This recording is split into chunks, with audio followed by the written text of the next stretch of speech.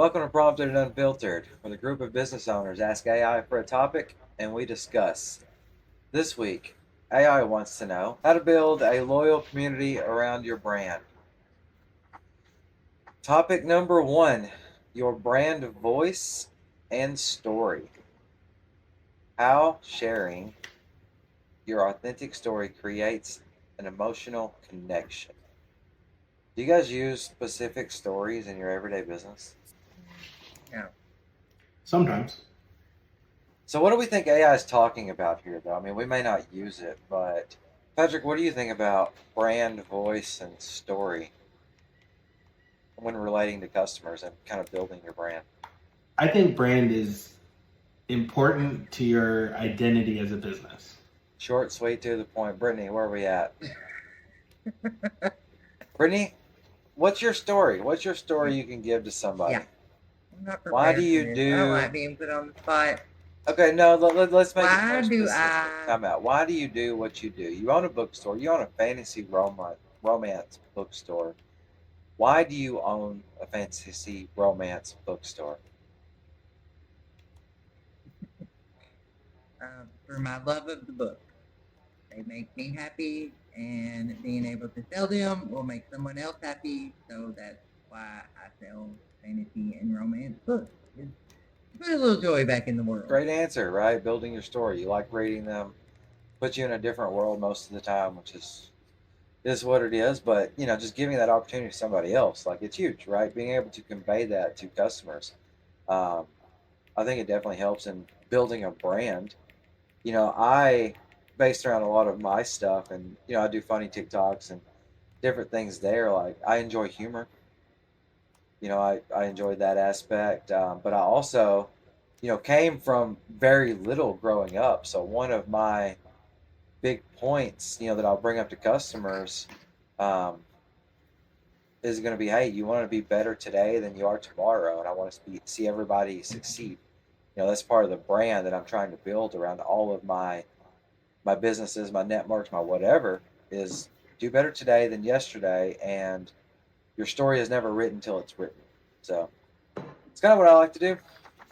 When it goes into brand development, this is moving on to kind of the second point, but AI says that engaging content helps build trust in the community, right? So, what kind of posts, such as emails or conversations, can actually help build the community around your business? Authentic posts. You in your life doing what you do, letting them see that you are a real person will help build that trust. Patrick, how whenever you are building or writing emails to a customer, a potential client, a whatever, how can you make that engaging and show your real self and it not just seems like a sale? I think that's hard to do over email most of the time. Do you think there's anything you can do on email to help build your brand? I think links to social media can really help deepen that relationship. So yeah, I get what you're saying, right? Just I think putting everything together, right? So not just saying an email, but also having more components to it that can help a little bit. Brittany, do you I think? also Go ahead, Patrick. I also think behind the scenes helps customers see you as a real person. So I know I've seen a lot of emails. I get probably 30 emails a day from different businesses, trying to do business with me or, more than that, customers. A lot of them will have a photo in the bottom.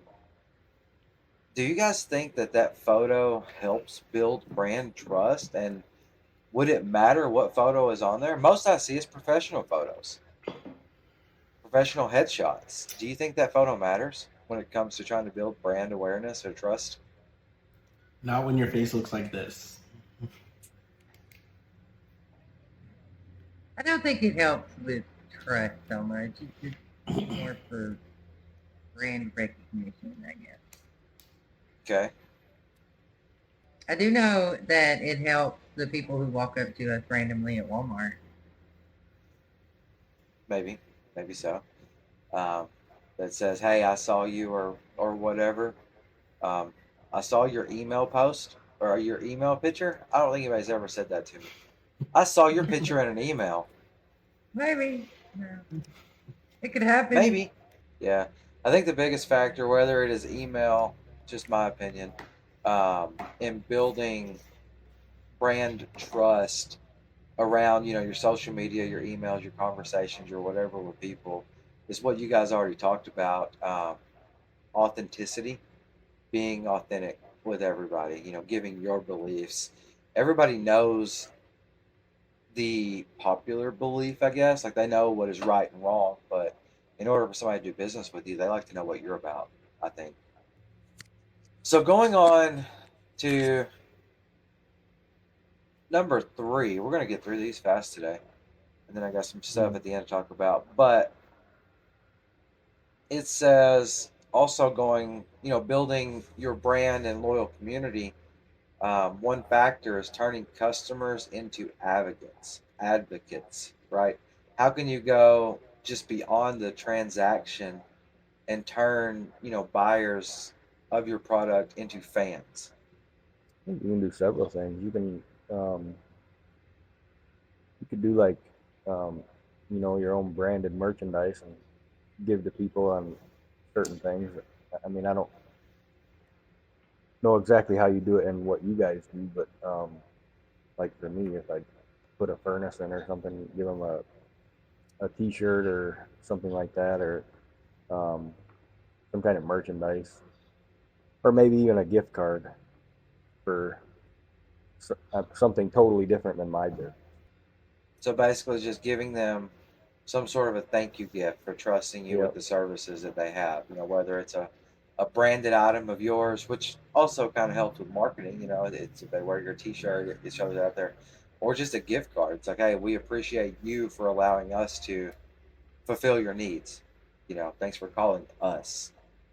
And in turn, most of those people, if they enjoyed your service, they felt appreciated, should send you more customers, more referrals. So, I mean, it definitely helps building the community just by giving back, I believe, to the people that support your business. National brands also always have reward programs. Like Starbucks on their points and stuff. Yeah. I know there's a lot of companies that do that. My bookstore will have reward points. How are we going to get past this? Patrick has 2 words left. He's Carefully. Carefully. he's holding back today. So, other than giving out merchandise and giving out gift cards, um, Brittany, how do you think you can turn your customers into advocates or fans of your business that's going to help support you and boost that? A little harder for me because I don't physically see any of these people probably ever. To talk to them, they don't really interact with me at all. But just following up, see if they like the book that they bought. Like just shoot out an email, check on and also the reward program, like I was talking about, loyalty points, um, things like Buy that. one, get one free donuts. BOGO HVAC. Ooh. Yeah. Yeah, I mean, other things you could do is just do something that they're not expecting. I mean, like just go above and beyond what you would normally do. Um, so if I go fix something and I see something else wrong, just if it's something little, just take care of it. Just let them know that I took care of it. Um, just things like that. Yeah, just doing the extra stuff. You're in there working on a refrigerator and you notice their microwave thing is blinking. Just fix it, right? I mean, as long as it's not a big deal. It's like Yep. you know what the problem is. It's not going to cost you any money. It takes you a 5-minute thing, just, hey, I also saw this. I took care of it for you. You don't owe me for it or anything. Just being friendly, Yeah, and right? that could have been something that was bugging them for months. They just didn't know how to fix it, and they knew they Nope. didn't want to ask somebody to fix it because it seems rudimentary. I wish my team felt that way. Okay, we gotta give Patrick Oh, 10 we'll more get words there. We'll so get he there. can say what he So, needs to say. point number 4, creating consistent touch points. How do you show up regularly, either through email, social events, to stay top of mind? Patrick, this is your 10-word opportunity. Let's go. How do you show up regularly? I He's think typing this birthday into cards. ChatGPT, isn't he? That's to make it 10 words. Using his tools. I think birthday cards are an excellent annual opportunity. He's done. He's out. That's it. No more. We're done with Patrick. Donnie, how do you consistently show up when you're trying to build your brand and your community? I think just staying, engaged with people, comment on people's posts, share people's posts. They're gonna see you're sharing it. They're gonna see you're commenting and like it, and also follow their page if they have a business or have a page, and just I mean stay engaged with them. Comment daily and like their posts and that type of thing. Okay, Brittany, what do you think? I can't ask Patrick anymore, so. I'm with Donnie on this one. Just interacting on social media with them as much as possible. Any like sending out like new release, for me it would be like new release emails, like, hey, this book is coming out, to a list once a month or once a week or whatever, just to stay relevant as the books are coming out. Yeah, I think staying consistent, not just with the activity you're doing, if you're, on TikTok or you're on Facebook or, you're calling people, you're sending emails, not just the activity of doing it, but I think staying consistent with your brand beliefs and your personality is also a big factor in building that brand awareness or, community. So if I'm doing, we'll just use TikTok, for example. Let's say that I am doing 20 TikToks a week, and they're all funny little punchline videos. I'm building a community around that. But then if I start doing serious stuff on that channel, that community is going to be turned off that I've currently built. I'm not saying consistent with how I am, I guess, portraying that business. If you're in the HVAC business and you're doing HVAC 7 days a week and you're doing it this one way, you are doing it the way you're saying, zero service fees, showing up, cleaning, offering all this stuff, and then all of a sudden you change your entire business model and you're doing, all right, well, I'm going to come look at it the first time, then I'm going to schedule myself for a week out to come back and try to fix the problem. That's going to turn off your previous customer base because that's not how you have acted up until this point. I think staying consistent with the way that you do business, the way that you approach people, the way that you talk to all of your customers is the biggest factor of that if you're wanting to build a consistent brand. Patrick's dying right now. He's got so much stuff to say, but unfortunately he's out of words. And he's just going to have to sit there. Okay, so we went through all 4 topics that AI said. However, how to build a loyal community around your brand. Let's forget the scripts for a little bit, the prompts that it wants. We're all business owners. How can we help each other build each other's brand? Like, what do you think, Patrick, since we've got through the scripts, your 50 words are up. I just unmuted myself somehow.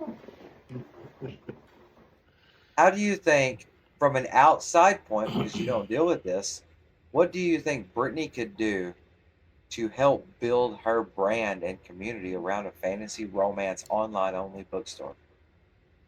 I think a lot of that is going to come down to what experiences can you give to your customers that they can't get somewhere else. A lot of online companies that are solely focused online, they, like packaging, for example, they have really ornate packaging where they create experiences around their unboxing to where like, oh, when you open the box it's like very layered. You're getting, maybe for a romance novel, and I'm just kind of off the cuff here, all of your packages have rose petals as the packing material or something. You create that experience to where people want to keep experiencing it, and then they tell others about it, and then now you're generating that organic growth in your marketing. Donnie, we was talking about emails a while ago and staying consistent. While we're on Brittany's, online bookstore, and maybe even direct mail, Patrick mentioned birthday cards. Does it matter what industry you're in? Like, would it be or could it be beneficial for a retail store? Because I've never seen this done, right? Thinking outside the box, doing it differently. Could it be beneficial for a retail store to send its customer base birthday cards? For it to send its customer base a handwritten letter saying, "Thank you for your purchase. We really appreciate you. We would I love think to be I, your go-to need," right? What is your thoughts on that one? I think that would honestly, I think it would work with anything, because people get a birthday card in the mail from somebody they don't know, and it's from a bookstore saying it's your birthday, happy birthday. Put something in there, a 10% discount or something like that if they check out your site and order something or whatever. I think that would connect with people. Um, they're not going to expect some random company to send them a birthday card. I think so. I think doing something, and Patrick kind of talked about this earlier, but doing something that no other company in your business does, or no, yeah, no other company in your business does, can set you apart, can help you build that brand, that community, right? There are thousands of bookstores. Patrick threw out a number, and I'm going to totally mess this up in a few episodes ago, that there is 900,000 new websites created a day. How do you get to the top of that? By being different. You have to do something different than what everybody else is doing, or you are just part of the masses.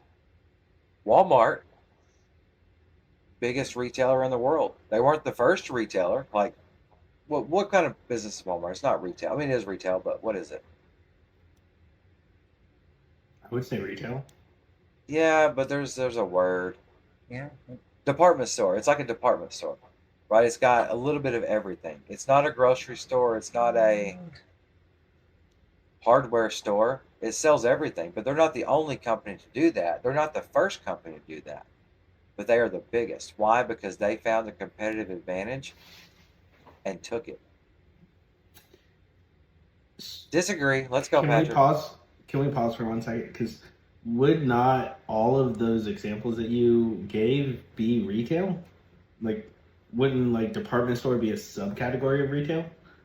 See, I knew you had to say something about this.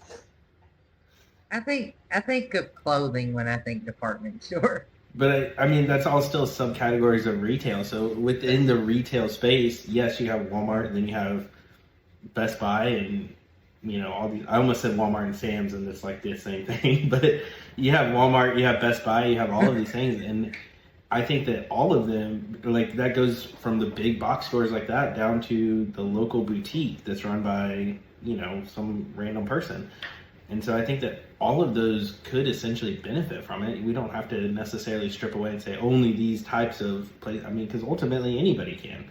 And I think that those personal touches, yes, it would be more practical from a boutique owner because their clientele is probably a little bit smaller, but it would be just as impactful, wouldn't it, coming from Best Buy, where you're getting something hand signed by the store manager, as it would the local boutique.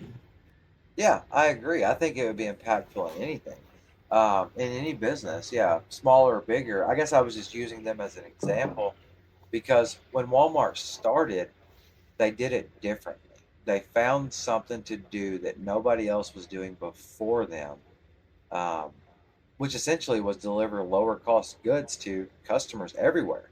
They took a big presence or a big step into the internet. They were selling a lot of stuff online at the well, not necessarily at the time, but they were one of the first people that got into that, which helped blow them up. It blew them past the Macy's, the whatever.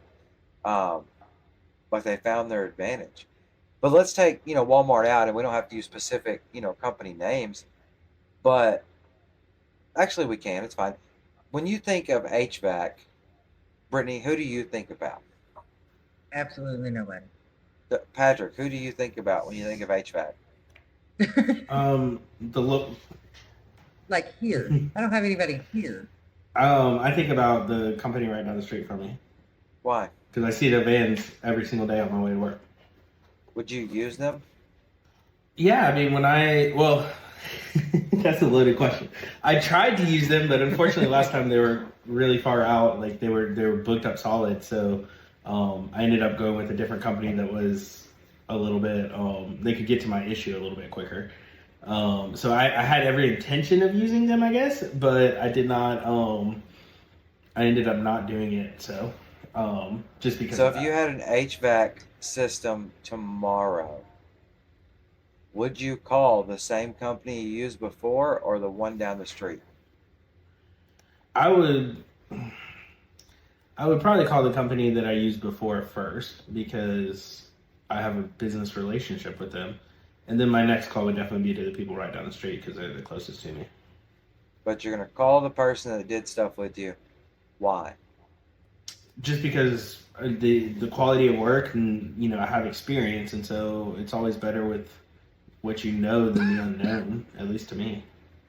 They left an impression on you. They fixed the problem. They were prompt. They were quick. They got scheduled in when they said they were going to come.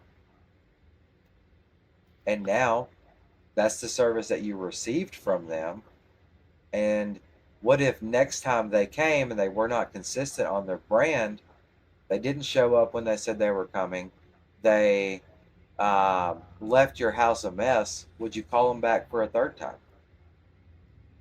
No, definitely not. Because their brand changed, right? Their consistency in how they performed work changed. And I think that's kind of the point of this. If you're wanting to build a long-term customer base, whether it's HVAC or a bookstore or whatever, you have to stay consistent in how you do things. Ask Patrick what he thought Brittany can do on, her online bookstore to set herself apart. Birthday cards. Has anybody ever received a birthday card from a bookstore? I haven't. I mean, I get like a birthday email But not a from our card. bookstore. The only bookstore. It's got a discount and stuff. Don't be dropping I was just bookstore gonna names say on here. there's one Bruce bookstore that I Brookhaven, like to that's use. It handles pretty much everything from A to Z, if you know what I mean. And Library. they do send me a birthday email every year. Most stores send birthday emails if you're signed up for rewards. I get probably 50. But that's emails on my automated. birthday. Big shot. I get cards from like my Mm. dentist, the doctor's office. Like, they send birthday cards. I don't check my mail, so. Donnie, what do you think? What do you think Brittany can do on an online bookstore to help set her apart from any other online bookstore and grow to the top of that list?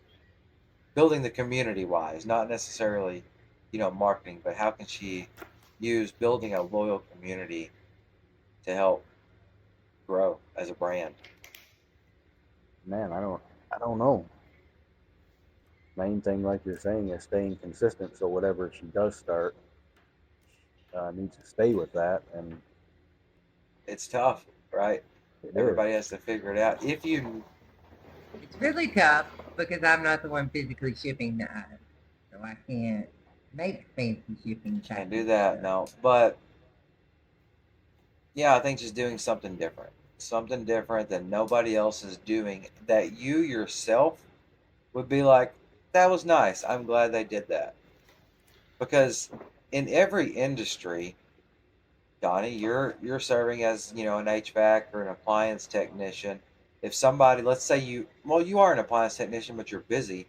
If somebody came to your house to work on something, what would you be like, man, I'm really glad they did that. Like, I'm happy that I chose this company. What's that one thing that's probably never happened, but if you just quickly think about it, that they did? Well,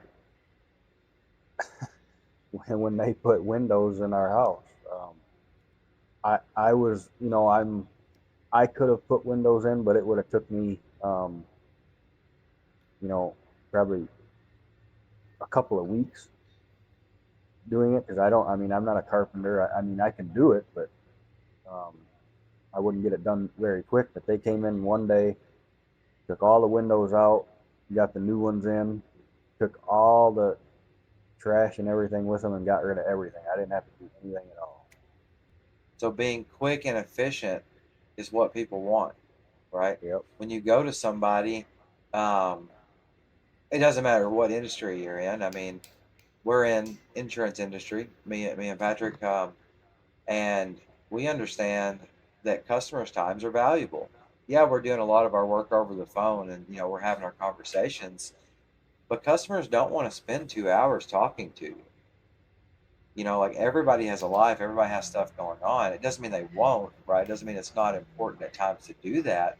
But when they need something done, typically they need it done pretty quick. And being efficient is, one of the biggest things that can set you apart in any industry, whether you're installing windows or shipping out, ordering books, getting stuff in, being quick and efficient and, delivering on that every single time and staying consistent with it and don't switch it up could be huge. I'd like to give a little bit of pushback there. Does everybody on this call have a life, or is it just me and Donnie?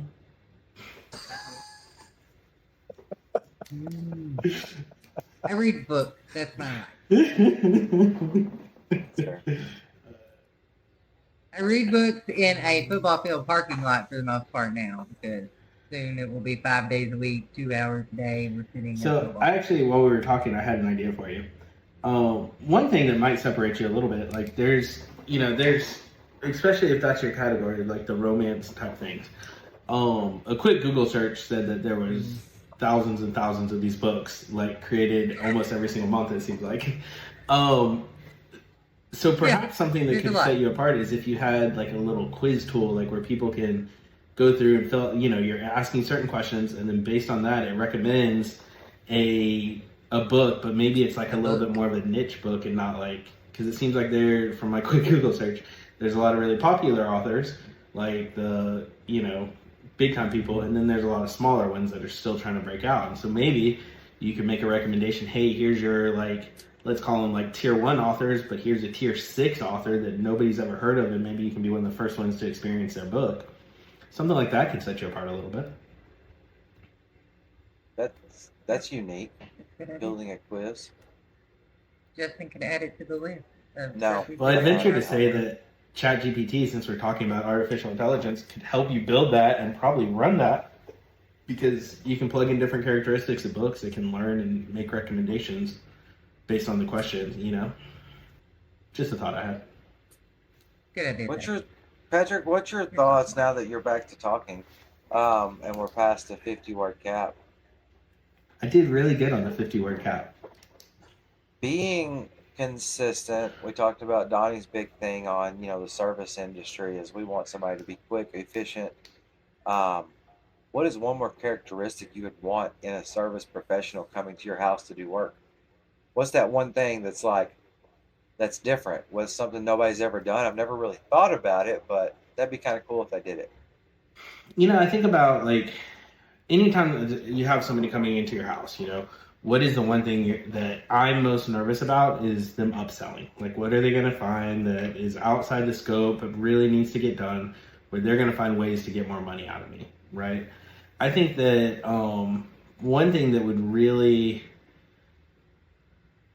make me feel better, especially dealing with contractors and things like that, is if I could get an idea, like it doesn't even have to be exact, but like a ballpark price up front. Like they can say, hey, you know what? It sounds like you might need a new air conditioning system. I'm just using this as an example because Donnie's HVAC. But hey, it sounds like you may need a new system. a new system's going to run you between $5,000 and $15,000 for that size house. Or, hey, it sounds like your duct, and again, I'm just using this as examples. It's probably terrible examples for the HVAC work. But, just to kind of give you an idea of what you can expect up front. And then you kind of know, okay, well, I know what I'm getting into, as opposed to that kind of sticker shock. I know when we had to replace my HVAC system, I called the guy out here because I thought it was low on Freon. I was expecting a $500-$600 bill, and I ended up with an $8,000 bill to replace both our furnace and our outside unit, and who knows what else they did on there.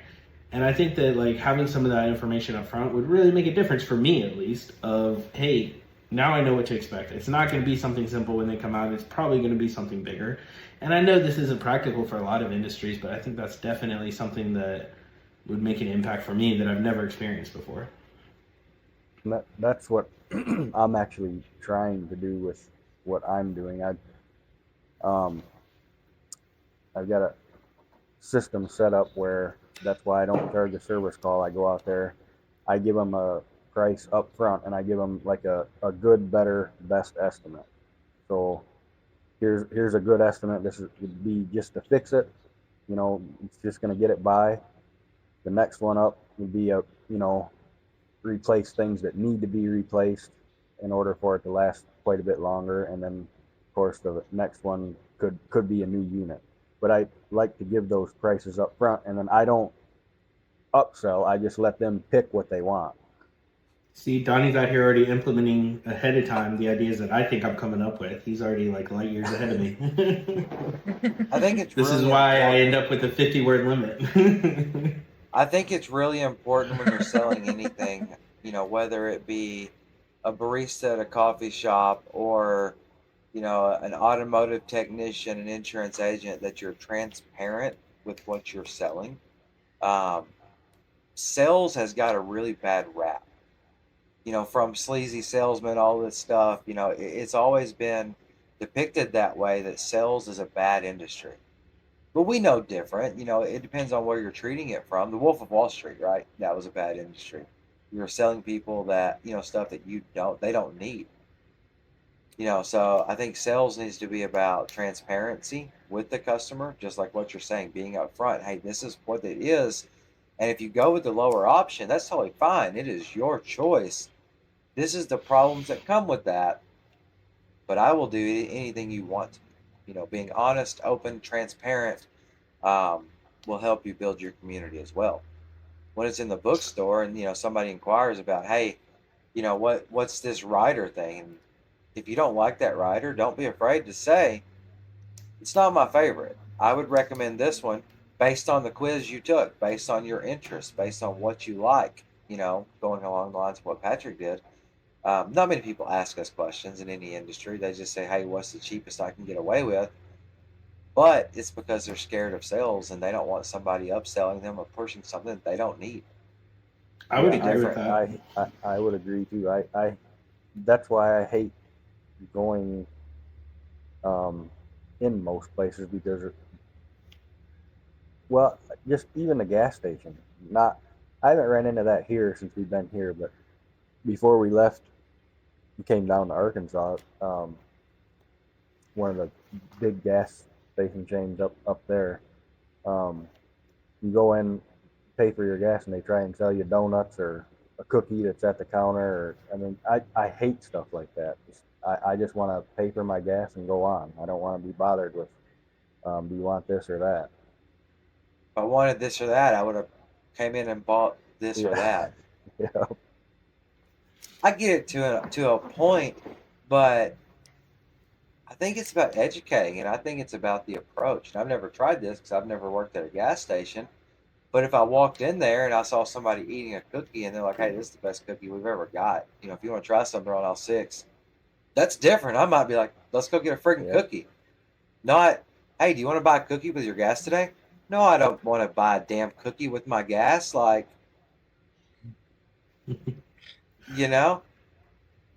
But if I see Brittany reading, this book, or she's got a TikTok up or any other bookstore and they're reading this book and they're talking about it and they're like, giving little clips and, they're enjoying it. And they say, hey, you can pick up this book over here. I might be like, I might, right? She looks like she's enjoying it. He looks like he's enjoying it.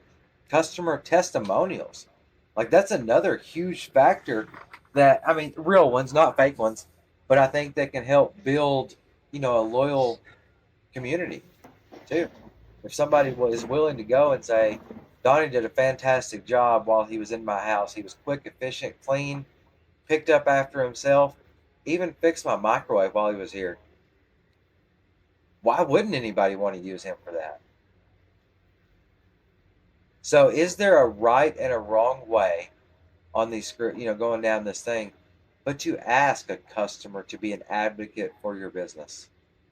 Does it matter? Is it just important that you ask and say, hey, we would love for you to, I don't even know how to do it outside of my way, so I can't give examples, but other than mine. I think it matters how it comes across, I guess. I know a company I used to work for, what they wanted us to say, and that's all they wanted us to say, is because they wanted a survey from everybody after we finished. And what they wanted us to say was, I hope I did well enough to earn a 5-star review or 5-star survey. I don't remember exactly what it was, but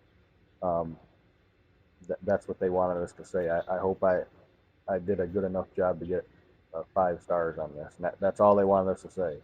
Did you say that every single time? I never said it.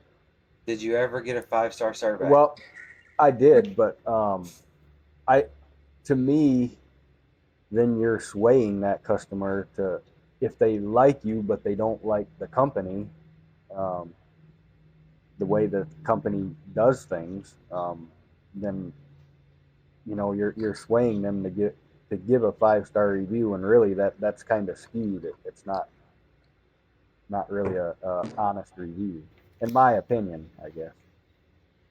I agree.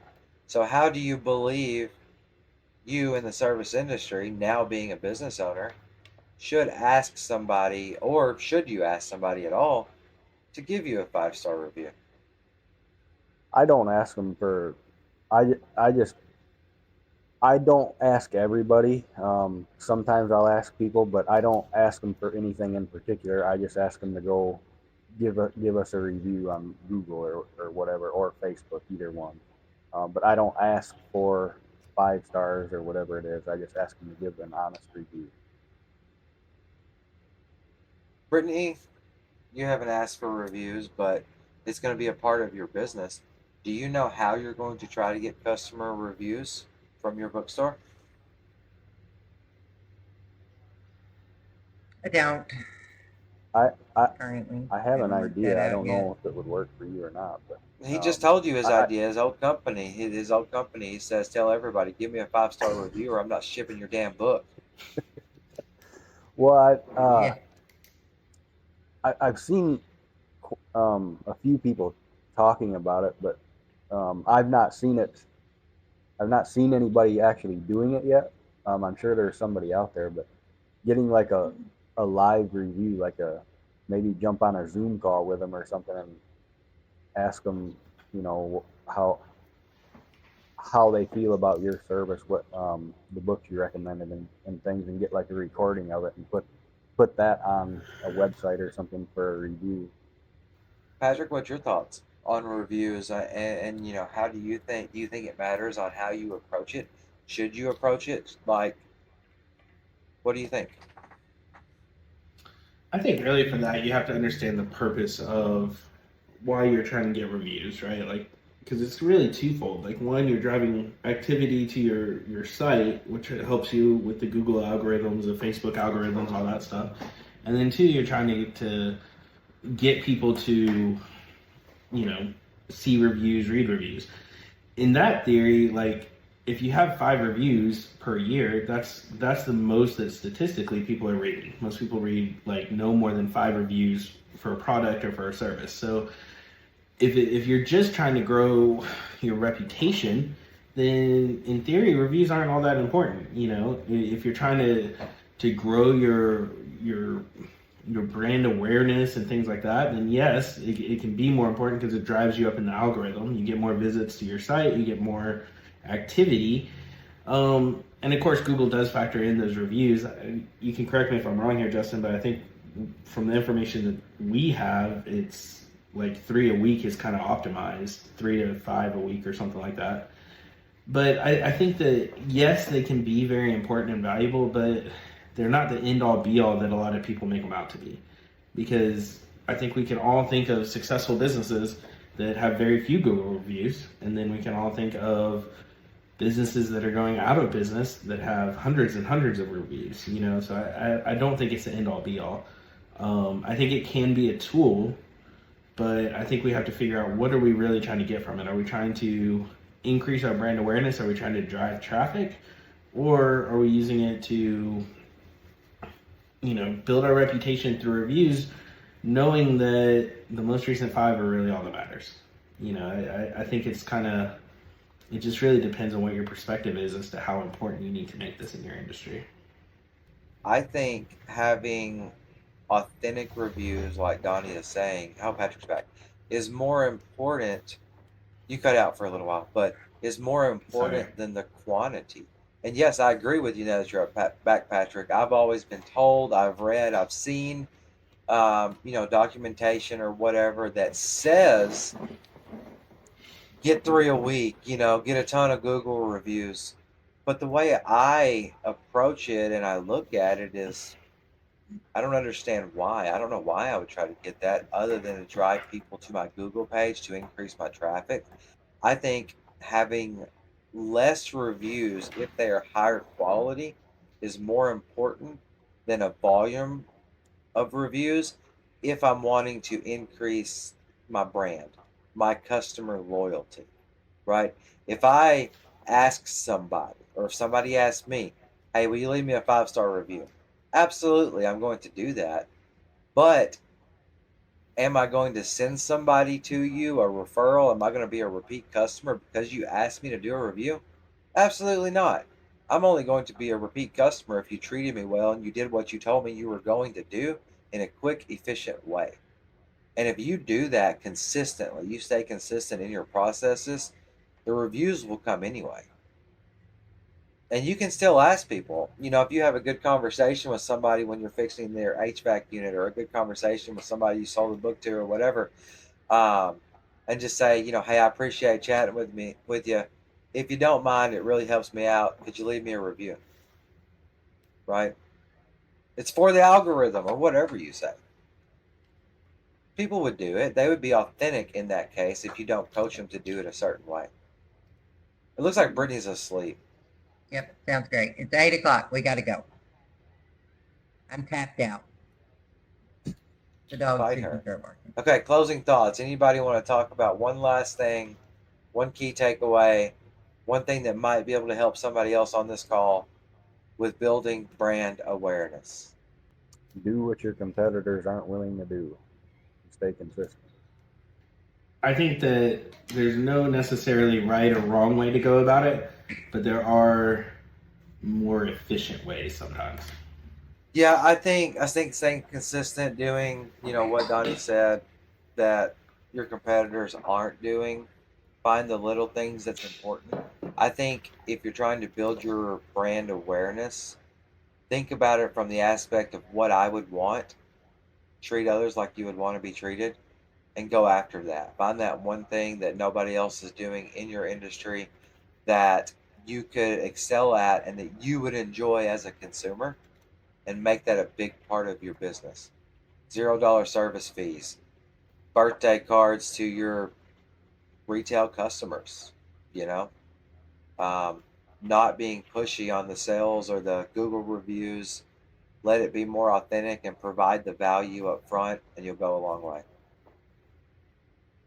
Until next week, because Brittany's about to fall asleep or fight me. I haven't decided which one. You're getting fighted.